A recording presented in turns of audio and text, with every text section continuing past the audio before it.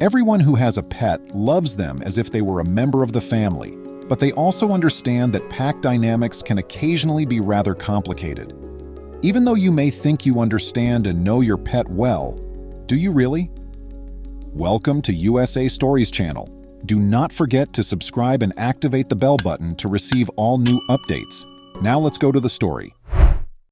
Two Labradors named Sadie and Bella have the most loving owner they could possibly ask for. Moren Hatcher, a 62-year-old woman, has dedicated her entire life to the Labradors and views them as our offspring.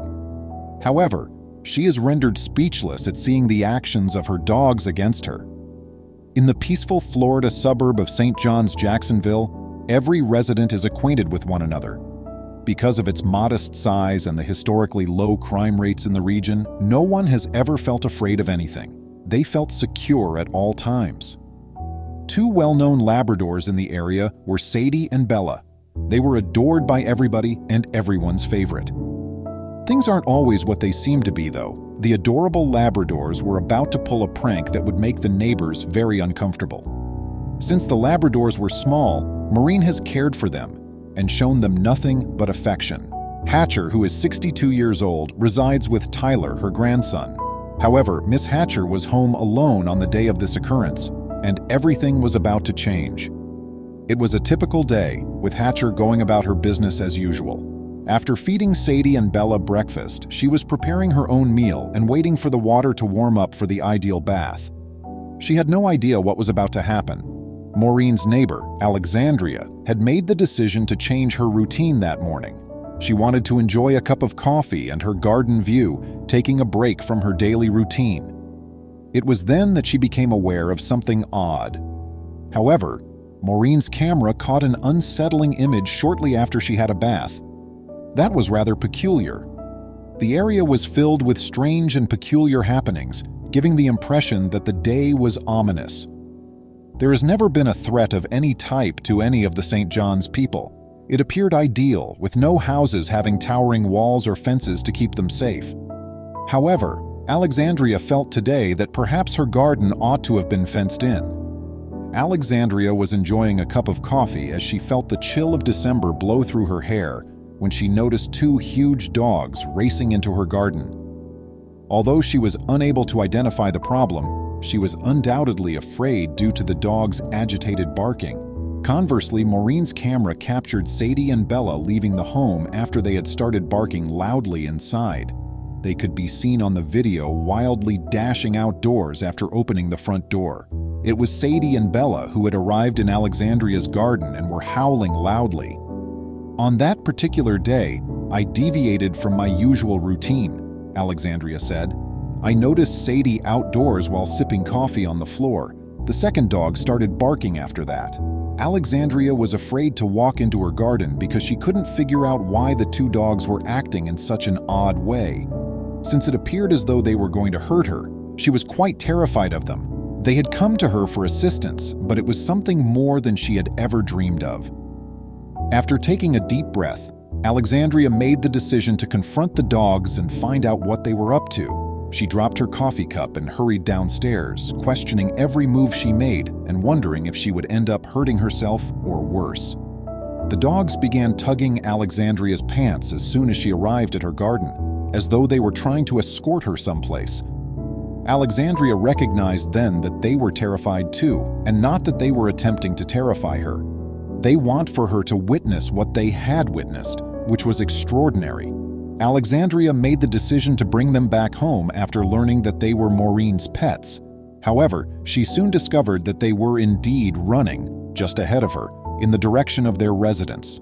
Additionally, they followed each step with an eye to see if Alexandria was still with them. Alexandria rang the doorbell as soon as she arrived at Moren's residence.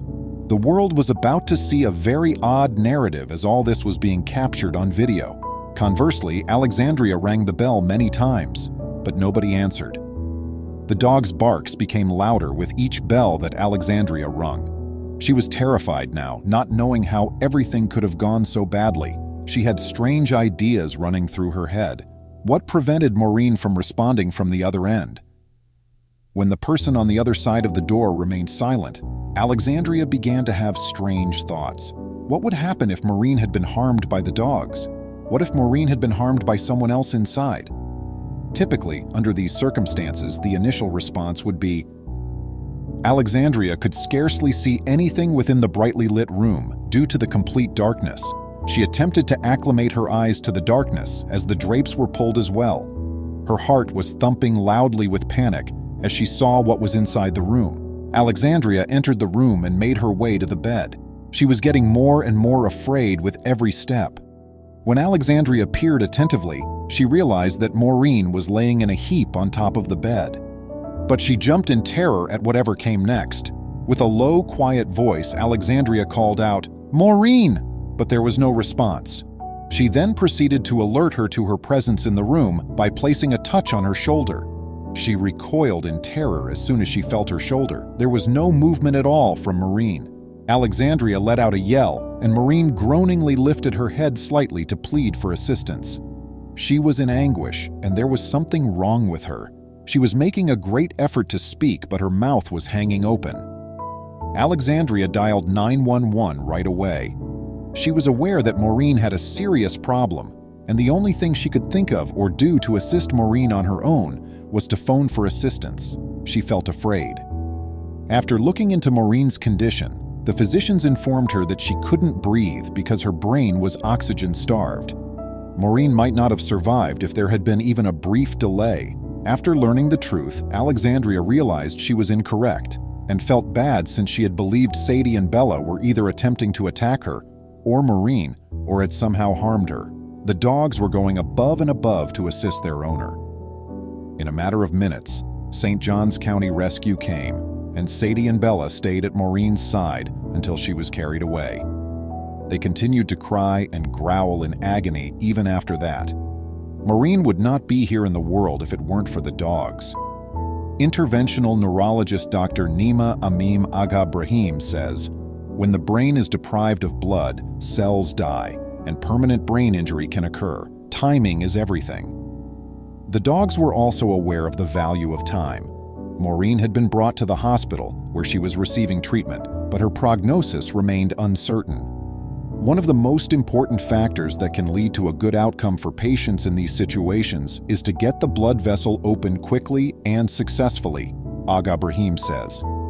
Doctors were able to effectively relocate a stent retriever from Moren's leg femoral artery to her neck after discovering the blood clot that had caused her stroke. Being able to assist folks like Mrs. Hatcher is one of the proudest moments of our work, Dr. Agha Brahim says. The clot had been removed from Moren's body by these surgeons at Beth Medical Center, Jacksonville, and she had even amazingly begun to regain her strength immediately following the procedure. She was well enough to be released from the hospital after just 3 days. Moren owed Bella and Sadie her life. They had done something that no one could have ever imagined, going above and beyond what anybody could have ever imagined. Moren couldn't have imagined where she would have gone in their absence. I'm fortunate. I don't have any after effects, and I credit Dr. Nima and the staff there for helping me, she says, while she is aware that her dogs made it possible for the doctor to address Alexandria's condition during surgery.